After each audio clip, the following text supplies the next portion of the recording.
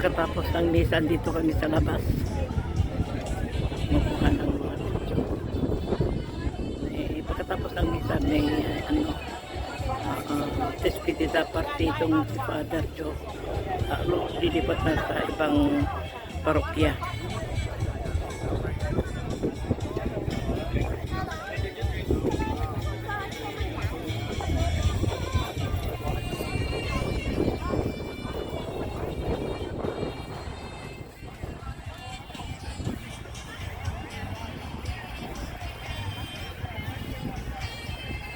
Yan o, yung simbahan na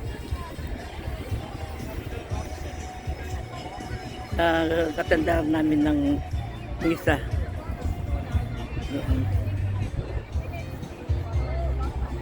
Dito sa kapaligiran ng simbahan.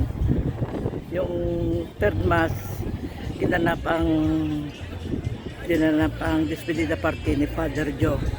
Alis na dito sa